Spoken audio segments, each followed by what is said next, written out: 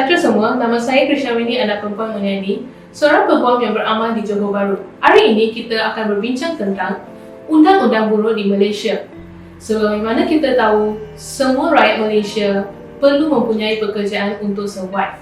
Namun, berapa banyak dalam kalangan kita tahu apakah undang-undang yang melindungi seorang pekerja di Malaysia?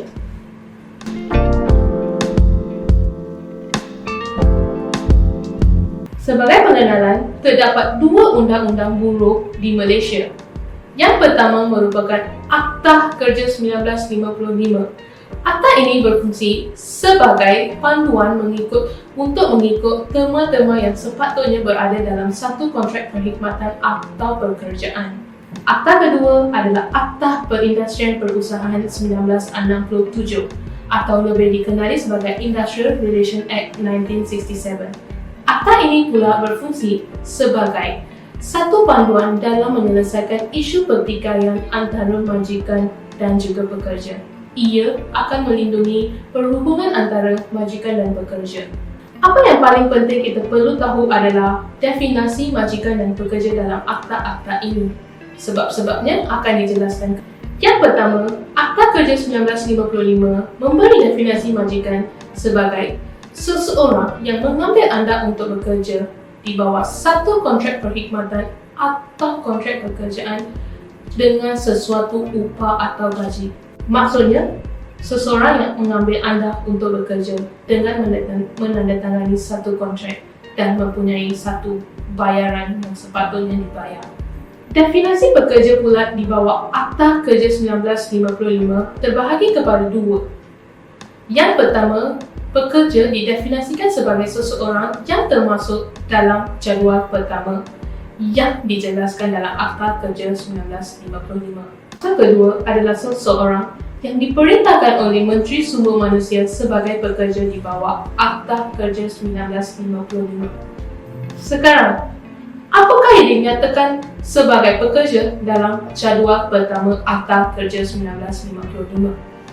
Jadual pertama ini pula dibahagi kepada dua kategori untuk memberi definisi seseorang pekerja. Kategori pertama menyatakan seorang pekerja yang didefinisikan di bawah Akta Kerja 1955 adalah seseorang yang menerima upah atau gaji tidak melebihi RM2,000. Itu merupakan kategori pertama. Kategori kedua tidak mengikut gaji tetapi mengikut kelas pekerjaannya, dan kategori kedua ini terbahagi kepada 5 jenis pekerjaan. Yang pertama adalah manual labor ataupun dikenali sebagai buruh kasar. Sebagai contoh, crane operator atau juga tukang masak. Pekerjaan yang kedua adalah seseorang yang mengendalikan kenderaan berjentera. Sebagai contoh, pemandu bas ekspres atau pengendali kereta api. Pekerjaan yang ketiga adalah seseorang yang menyelia seorang buruh kasar. Sebagai contoh, site supervisor. Pekerjaan nombor 4 adalah seseorang yang bekerja dalam industri perkapalan tetapi tidak termasuk yang mempunyai lesen profesional.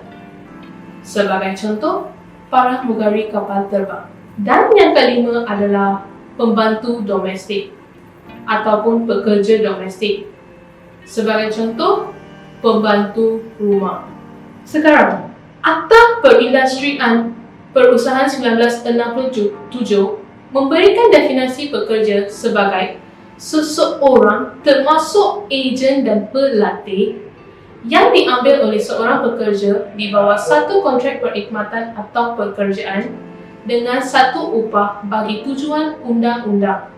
Persoalannya sekarang, mengapakah kita perlu mengetahui definisi-definisi pekerja ini di akta masing-masing? Jawapannya, bukan semua yang bekerja dilindungi di bawah satu akta yang sama.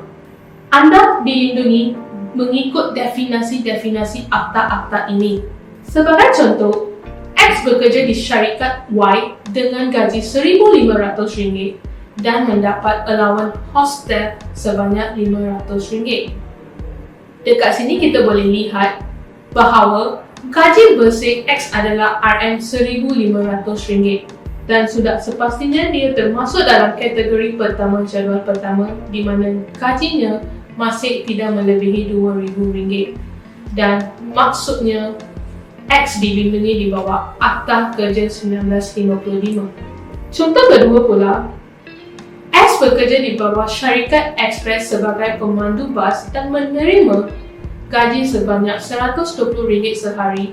Adakah X dilindungi di bawah Akta Kerja 1955? Dan jawapannya juga ya. Disebabkan X pemandu bas, dia diklasifikasikan sebagai seorang yang mengendalikan kenderaan berjentera. Saya boleh dengar anda tertanya-tanya, adakah saya dilindungi di bawah akta-akta ini jika saya tidak termasuk dalam definisi pekerja ini? Jawapannya, anda juga dilindungi, tetapi bukan di bawah akta-akta ini, tetapi di bawah kontrak perkhidmatan pekerjaan anda sendiri. Apakah kegunaan Akta Perindustrian Perusahaan 1967 ini? Seperti yang saya nyatakan, akta ini lebih mengendalikan hubungan di antara majikan dan juga pekerja. Ia lebih berfokus kepada kehadiran dan demokrasi di dalam satu industri buruh. Akta ini berbeza dengan Akta Kerja 1955 disebabkan Akta Kerja 1955 lebih berfokus kepada terma-terma yang perlu ada dalam sesuatu kontrak perkhidmatan atau pekerja. Tetapi Akta Perindustrian Perusahaan 1967 lebih kepada hubungan di antara majikan dan juga pekerja. Dan Akta Perhubungan Perindustrian 1967 ini melindungi semua pekerja tanpa had gaji. Untuk gambaran yang lebih jelas, X yang bekerja di syarikat Y telah diarahkan oleh majikan untuk bekerja lebih daripada had masa bekerjanya pada satu bulan itu. Namun, X hanya dibayar gaji yang biasa tanpa pembayaran untuk had lebih masa tersebut. Seperti kita mana tahu, isu ini lebih berfokus kepada satu terma kontrak di mana dalam satu terma kontrak sepatutnya mempunyai ganjaran untuk kerja lebih masa. Jika tiada, X boleh membuat aduan kepada Jabatan Tenaga Kerja dan memohon untuk pembayaran gaji lebih had masa tersebut. Dan seperti mana yang kita tahu, pada peringkat ini masih lagi kita menggunakan Akta Kerja 1955. Tetapi pada satu hari tersebut, X telah dipecatkan oleh syarikatnya. Pada peringkat ini, Akta Perindustrian Perusahaan 1967 akan digunakan untuk menentukan bahawa pemecatan atau pembuangan kerja X itu adalah adil atau tidak. Sebagai kesimpulan, semua pekerja-pekerja di Malaysia perlu tahu yang anda dilindungi di bawah kontrak perkhidmatan atau pekerjaan anda.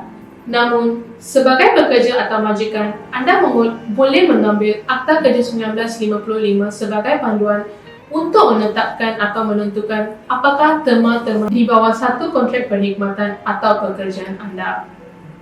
Itu saja daripada saya. Kita berjumpa di siri yang seterusnya. Terima kasih.